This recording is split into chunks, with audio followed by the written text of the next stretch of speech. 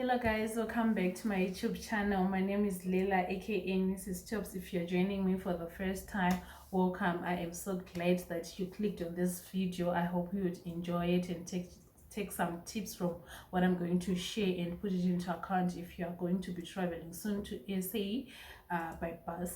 So let's get right into the video. Before I get into the essentials parts that you need for SA, I just got some few words of advice, guys, that I think is important for me to mention.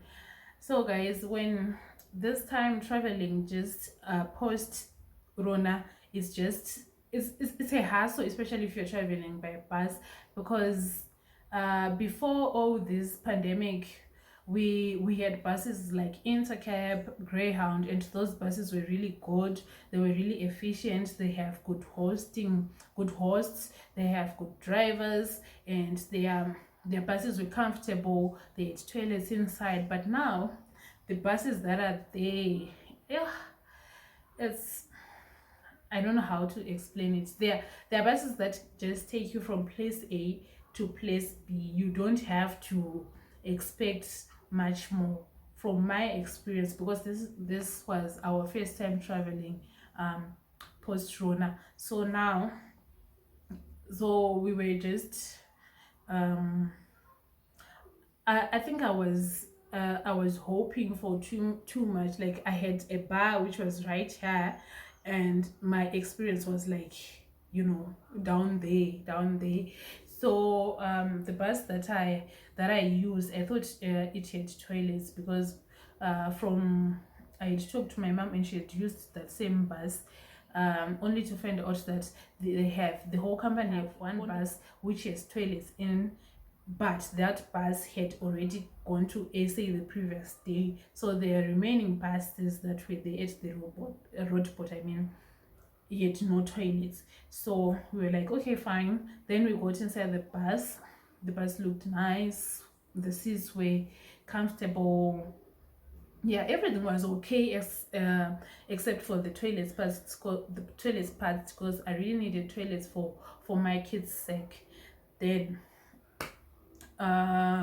we boarded the bus, and guys, if I tell you, we took about I think we departed from Roadport around 11 a.m. Not around, it's exactly 11 a.m.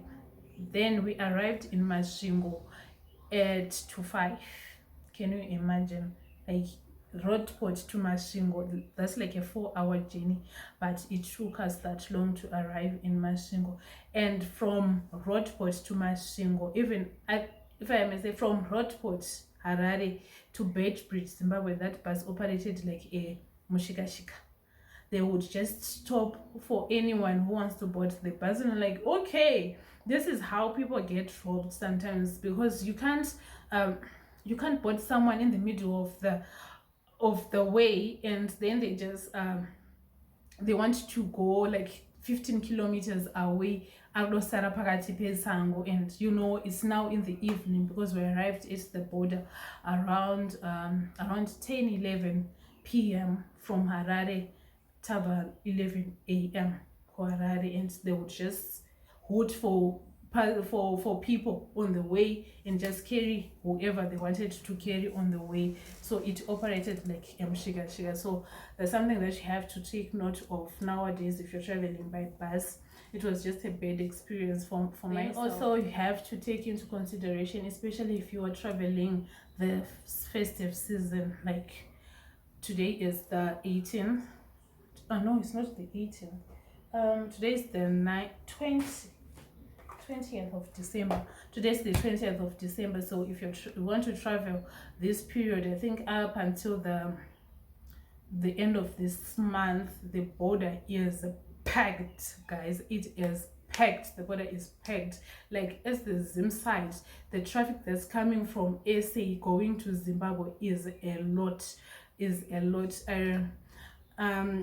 I remember when we passed the South African border, the traffic that we saw that was going the direction that we're coming from, it was a double lane, and cars were passing even the first toll gate into SA, the first toll gate that we use into South Africa. That's how bad it is. So you have to take that into consideration and plan your things well.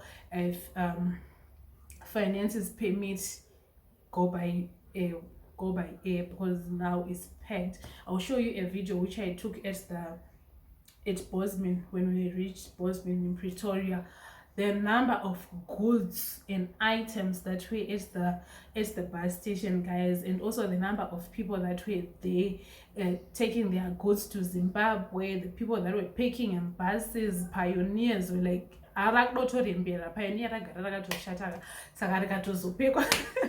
you know, but people were packed at Bosman, guys. So this is not like the best time to travel. Anyway, I digress. Let's get right into it. So the first and most important thing to pack when you're traveling, especially across the borders, I'm just mentioning this for the sake of, but this is something that we all know. You have to have your passport, your valid passport. So yeah, I don't think there's need for me to explain further about that. So now, I think for a while now, if you're traveling with minors, they have I don't know if it's officially cancelled. They're no longer asking for affidavits from the father or their birth certificates. They just need to know that the minor is accompanied by an adult. So for me, I did pack their birth certificates just in case, but I've known that they're no longer asking for them. So yeah, that's that. Then for entertainment purposes, especially when you're traveling with minors using public transport, I think it's really important to pack some entertainment for them. So myself, I packed some books for my kids, a pack of crayons so that they would color, and also some books to read because they enjoy reading to each other. So I packed books for that so that they would just keep themselves busy and not be fussy, and also not to notice how the journey is, how long the journey is. I also packed a phone for them and some headphones so that they would listen to music, and also they would watch their cartoons from YouTube. I had pre-downloaded their videos, their favorite videos. So yeah, that was part of the entertainment for them. We also packed a backup power bank, because though most buses now have charging ports, but most of the time the charging ports will not be compatible with your charger. So it's just safe to pick up. Either they won't be compatible or they will be dead. So having a power bank in hand, we had 2 power banks actually that we packed, is very essential, and you won't be stressed if your phones run out of battery and all that stuff. We also packed some toiletries. So I packed tissues, some wipes, some Vaseline. What else did I pack? We also packed hand lotion for myself and roll on. Then yeah, mosquito repellent. I also packed mosquito repellent because my kids get bitten by mosquitoes so easily. I don't know how that happens. So I packed mosquito repellent for them. I also packed wipes for myself and them, because in the bus you cannot wash your hands because there's no sinks and there's no water, and you can't wash your hands through the window. That's just no. And also the windows don't open, by the way. So yeah, so I packed wipes also for, when you're traveling for a long time, like 30 plus hours, and you will not bath. So just wipes will just help you to keep you fresh when you go to do your private business, when you go through the recess areas. So wipes came really in hand. You also packed a face towel for just wiping and whatever that we needed to do with that.